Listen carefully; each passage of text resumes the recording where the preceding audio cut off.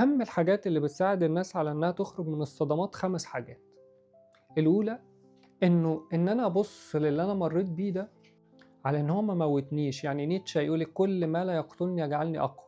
أنا شخص survive من هذا الحدث أو من هذا الموقف أو من هذه العلاقة، أنا نجوت. إن أنت تبُص إن اللي حصل لك ده كان فيه نجاة، الحمد لله إن ربنا نوّر بصيرتي، كشف لي حاجات أنا ما كنتش شايفها، أظهر لي الشخص على حقيقته، فأنا شايف إن أنا نجوت، مش إن أنا شايف إن أنا ضحية، إن أنا اتضحك عليّا، لأ الحمد لله إن ربنا كشف لي كل ده، وإن أنا خرجت من الوضع اللي أنا فيه. فتيجي الناس بعد كده يقول لك إيه، لمّا نيجي نتعرّض لموقف صعب كده يقول لك: "إحنا مُتنا موتات يعني أصعب من كده بكتير." فاللي هو أنت حتى بعد كده وأنت بتواجه حاجات تانية، تحس إنه عادي، إن أنا قوي، إن أنا بقى عندي إيمان وتسليم كبير جدًا من ربنا إنه زي ما ساعدني مرّة إنه هيساعدني تاني. بس في ناس بتتحوّل إلى إنها يكون عندها هشاشة، تبقى مرعوبة وخايفة إنه الألم يتكرر، تهرب من الحياة وتهرب من العلاقات وتهرب من الناس وتهرب حتى من نفسها خوفًا من إنه إيه، إنه الألم يتكرر. ولكن الحياة أثبتت لنا إن أنت بتخاف منه بيعمل لك إيه؟ بيطلع لك زي العفريت. اللي أنت بتهرب منه بتلاقيه في وشك. لو اتعمدت تمشي في طريق عشان تهرب من حاجة معينة أو عشان ما تقابلش شخص معين بتلاقيه في وشك. إنما قدرة الإنسان على المواجهة بتخلي الموقف وبتخلي المشكلة تتحل وتخلص. فجزء مهم أوي من الصلاة إن أنت تخرج القوة بقى اللي أنت اكتسبتها نتيجة اللي أنت مريت بيه. أنت طلعت من الصدمة دي أو فرقت معاك في إيه في حياتك كويس بالفعل. هتقولي في حاجات وحشة، هقول لك ما في حاجات وحشة، في حاجات وحشة وفي حاجات كويسة. أنا عايز تبقى نظرة متزنة، مش عايزة نظرة سوداوية ولا عايزة نظرة إيجابية، مش عايزك تشوف إنه لأ، هي كان في حاجات وحشة وفي حاجات كويسة. الحاجة التانية يقول لك إنه الإنسان بيتوقف عن انتظار إن الأشياء تيجي له في حياته لحد عنده، إنما هو يسعى إن هو يصنعها بإيده. يعني ما بقاش منتظر فرصة تجيلي، لأ أنا أجري وأدور عليها. ما بقاش منتظر الشخص المناسب اللي هيجي لي، لأ أنا أحاول أنا أكون أنا الشخص المناسب وهو هيجي في السكة. فأنت ما بتبقاش قاعد مستني على قد ما أنت اللي بتسعى وتجري وتشوف إيه اللي أنت محتاجه وتروح إن أنت تعمله وتدور عليه. فأنت هنا بتخلق إمكانيات جديدة جوه نفسك. أنا أخرج وأتطور، أنا أخرج وأحسن من نفسي، أنا أخرج وأعمل اللي أنا عايزه، ما بقاش مستني إن حد يجي يعمل لي، ما بقاش مستني إن حد يجي يسد الفراغ اللي عندي. أنا أروح وأعمل ده لنفسي. ده جزء من تعفيك من الصدمة. الحاجة التالتة يقول لك تقدير قيمة الحياة. بمعنى إيه؟ بمعنى إن أنا خلاص فهمت إنه الحياة مش إن أنا أقعد أدور على حاجات ملهاش لازمة، مبقاش في وقت إن أنا أضيع حياتي ووقتي في حاجات ملهاش لازمة، في علاقات بتستنزفني، في حاجات ببذل فيها مجهود ومش جاي من وراها حاجة. لا أنا خلاص بقيت عارف إن وقتي ثمين وإن الحياة أكبر بكتير جدا من إن أنا أدي تركيزي حتى لحاجات تافهة. يعني هل تتخيل مثلا حد مريض مرض كبير جدا إن هو عنده وقت إنه يقعد يفكر إنه فلان قال عليا كذا أو في الموضوع عنده أكبر بكتير جدا، هو متألم في شيء. فاللي انتوا بتتكلموا ده يا جماعة يا ريت الحياة كده، يعني أنا يا ريت حياتي كلها بالتفاهات دي ولا إن أنا أكون بعيش بالألم ده. مش حرق ذهني ومجهودي ومخي وعقلي كله في تفاهات في حياتي. أنا مديها تركيزي أكتر للأشياء المهمة، الحاجات اللي تستاهل فعلا. وده ياخدنا رقم 4، ظهور اهتمامات جديدة في حياتك. مش الحياة اتغيرت، لازم انت برضو تواكب التغيير ده بان انت تعمل تغيير، ان انت تغير في حياتك. شوف ايه اللي كنت مأجله وابدأ اشتغل عليه. كنت مأجل حاجة ادرسها ابدأ ادرسها، كنت مأجل حاجة العبها واستمتع بيها، ارجع روح واعمل الحاجة اللي انت كنت بتعملها. خلاص مفيش وقت ان انا اضيع بقى ايه مجهودي وطاقتي او في ان انا افضل قاعد مثلا حاطط ايدي على خدي او قاعد مستني او قاعد مكسل. لا اللي انا عايزه يلا اجري واقوم واروح اعمله على طول. وليس هناك اجمل من ان انت بالفعل تروح وتخلق حاجات جديدة لنفسك تعملها.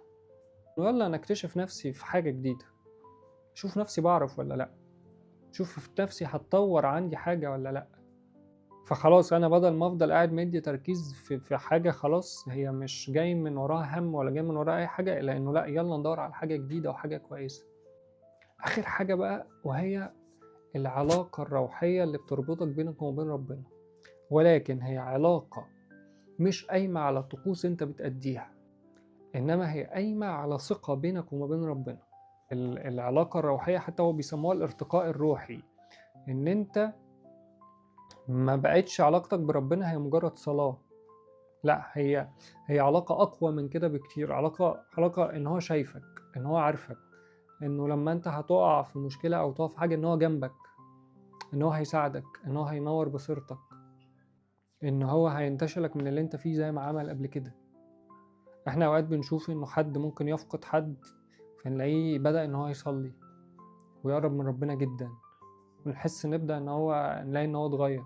ده شخص الصدمة اللي مرّت بيه أثّرت بيه بالإيجاب، إن هو بدأ يقوّي علاقته بما هو مهم، وبقى يتجاهل خلاص الحاجات اللي ما بقت عادية، لإنه نظرته للحياة حتى اختلفت. هو شايف إنه لأ، إن في حاجات أهم بكتير جدًا. خُد بالك اللي أنا باقوله ده مش معناه إن أنت تزهد في الحياة، إنما معناه إيه؟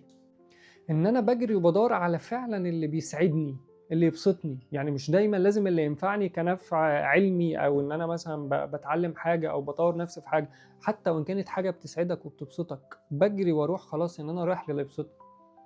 حاجة كمان مهمة، علاقتك بالناس، إنه الظروف الصعبة دي بتكشف لك معادن الناس، فإن أنت برضه بتتحوّل إلى إن أنت تفهم مين اللي بيبادلك محبة واهتمام، فأنت تبادله هذه المحبة والاهتمام، وإنه العلاقات الهشة إن أنت خلاص بقى تشيل إيدك منها، وإن أنت ما بقاش يجذبك اللي أنت بتُعجب بيه أو اللي بيعجبك صورته من برّه، لأ أنت بقى بيجذبك الشخص اللي بيستثمر فيك، يعني اللي بييجي بيدّيني، بييجي بيسمعني، بييجي بيتعاطف معايا، بييجي بيطبطب عليَّ، فأنا باروح وبابادله ده، فأنا باقوي العلاقات اللي بالفعل تستاهل، مش باشتغل على علاقات هي من الأساس بايظة، أو الشخص اللي قدامي مش بيحاول أساسًا عشاني.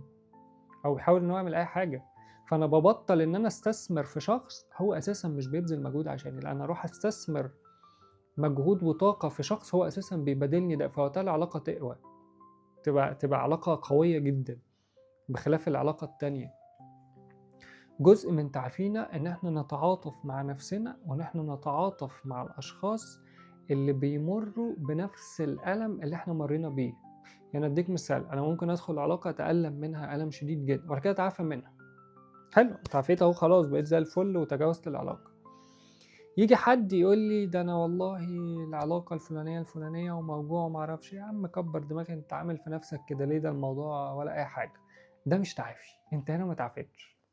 لمّا توصل للحظة إن أنت تتكبّر على ألم اللي قدّامك على الرغم إن هو بيعيش نفس الألم اللي أنت عِشته، لمجرد إن أنت تجاوزته، يبقى أنت لسه ما تجاوزتش حاجة أصلًا.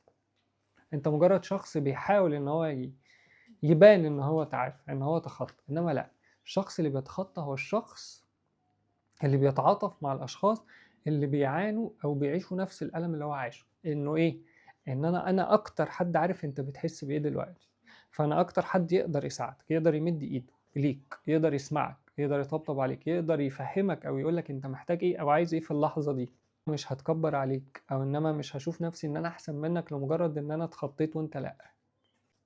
فإن أنت تقبل التعاطف من الناس، تقبله، ودي نقطة مهمة لأن إحنا أوقات ما بنرفض إن إحنا نقبل التعاطف من الناس، نرفض إن إحنا نتكلم ونحكي عن التجربة اللي إحنا مرينا بيها، نبقى مكسوفين وخجلانين، حاسين بقى بالذنب، حاسين بإنه إن إحنا هاقول إيه، يعني هاقول إن أنا اتصرفت غلط، هاقول إن أنا اتضحك عليَّ، يعني شكلي هيبقى عامل إزاي؟ لأ، إن أنت يكون عندك من الشجاعة إن أنت تحكي وتقول اللي أنت حاسس بيه واللي أنت مريت بيه، وإن أنت تقبل الدعم والتعاطف من اللي قدامك.